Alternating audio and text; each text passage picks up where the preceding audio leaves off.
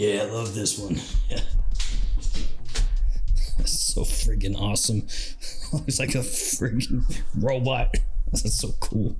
Hey friends, Ash here. Welcome back to GENTSTEN. I hate that fragrance. I don't like that one. Today, I'm going to be talking to you guys about my signature scents. These are fragrances that I do like, fragrances that I do wear. So if you see me out and about, there's a good chance that I might be wearing one of these. Unless, you know, there's a new fragrance that just got released, and then I'll probably be wearing that one. Of course, 99% of us out there know what signature scents are, but for you right there, I will fill you in. A signature scent is a fragrance that you will wear often enough that it can become synonymous with you. So if somebody was out and about and they smelled that fragrance, they might think, hey, that smells like the person who wears it all the time. Signature scent. Let's jump into it. I'm going to talk to you about some of mine.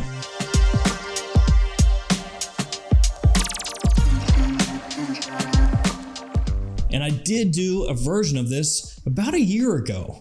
But I was thinking about it, and really what I wear has changed. Some of the fragrances that I featured in that video were more like signature scents from years gone by. Green Irish Tweed, for example. I love that fragrance from Creed. It is sick. And yet over the years, I've worn less and less and less Creed. And it's not because I suddenly think the fragrances are terrible or anything like that. It's just one of those deals where maybe I've just outgrown them. I've worn them too much. And also they never come out with anything new. Now, of course, truth be told, some of my signature scents are the scents that I creatively directed. That is a cop-out. This one is Jet Black Enigma. You can tell because it says Jet Black Enigma. This one I wear more often during fall and winter time. So right now, as of when I'm shooting the video, this is one that I wear quite often. And you can find this fragrance in every Perfumania and every fragrance outlet store in the United States. So if you go in there, unless it's sold out, they should have it. Also, you can find this one along with Blue Ridge and Terra Nova. You can find those in stores also, linked in the description at Michael MALUL's website. If you do purchase one of these, use the code GENTSTEN for 20% off your order. Don't be a putz. Don't pay full retail. Okay, let's jump into these signature scents. Now, Phantom, the little guy I was holding up earlier, that is not a signature scent. But you know what is? Acqua di Gio Profondo. Oh, Ashton, you've talked about Acqua di Gio Profondo a lot. Sorry about that, and also sorry for the next 6 fragrances coming your way. I mean, that is kind of to be expected, right? Signature scent, something that you like a lot, wear a lot, would be something that you recommend also fairly often. And these will be linked in the description also in case you want to check them out. But Acqua di Gio Profondo, boys, what can we say? It's Acqua di Gio. I'm showing my age a little bit, but the original Acqua di Gio, I wore that like crazy. Loved this stuff. Went through multiple bottles, compliments galore. I thought I was the man. I did. I thought I was the man. I weighed probably like 120 pounds soaking wet, but when I was wearing the Acqua di Gio, I was like, no one can resist my charm. I smell great. This is my favorite flanker in the Acqua di Gio line. I love what they did with it. Modern, super fresh, clean, easy to wear, citrus, kind of a green edge, a nice minerality. Acqua di Gio Profondo.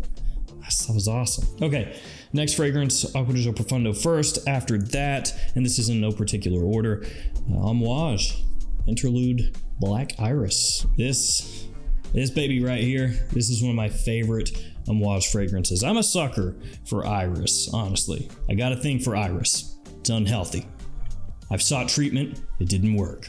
I'm just joking, okay? There's gonna be like one dude out there. Where do you seek treatment for loving iris-based fragrances? But anyway, back to this, AMOUAGE Interlude Black Iris. This takes that interlude DNA that so many people love, the blue beast from AMOUAGE. It reins in the opening a little bit, makes it more approachable, easier to wear, smoother. And the iris gives it a nice modern tinge. Great for the evening, great for more formal situations. Slightly grown up scent, but man, does this rock. Let's go with this one next. Stronger With You, absolutely.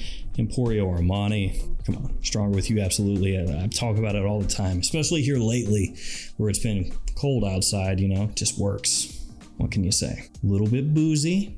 Nice sweetness, nice warmth. It's got that Stronger With You DNA right in the forefront. As I've said, that kind of chestnut, glazed chestnut sweetness, a little gourmandy. perfect in terms of the performance here. Lasts a long time, projects quite well, big compliment puller.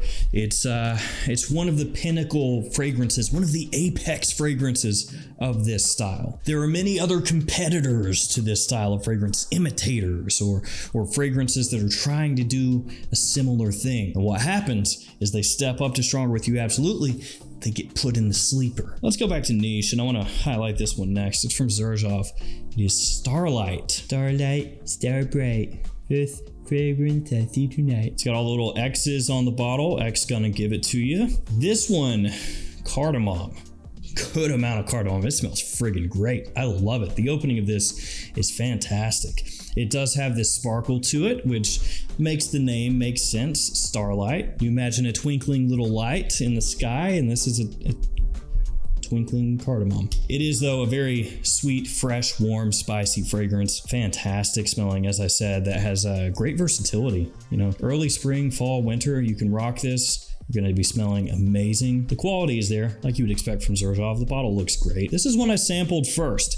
I was big brain for this one. A lot of times, I just blind buy stuff. I've got a bad habit of that. I'm sure a lot of you do, and we all know that you're not supposed to do it. It's like one of those deals where we feel free to tell other people, hey man, you really shouldn't blind buy.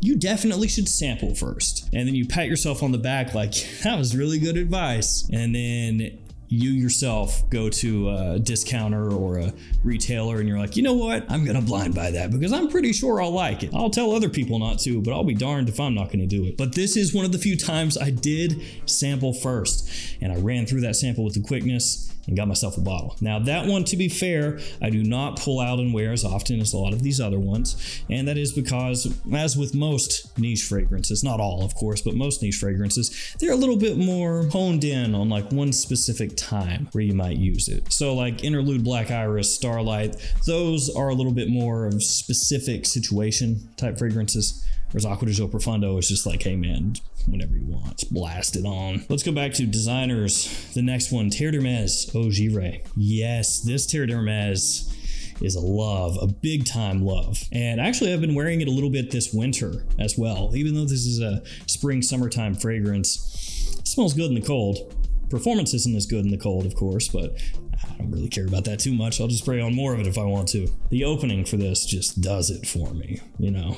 It does it for me. The opening has this great citron. It is top notch. It has just the right amount of rindiness. So it's like a little bit tart, but still very fresh, uplifting, bright, even a bit juicy, and a little sweet.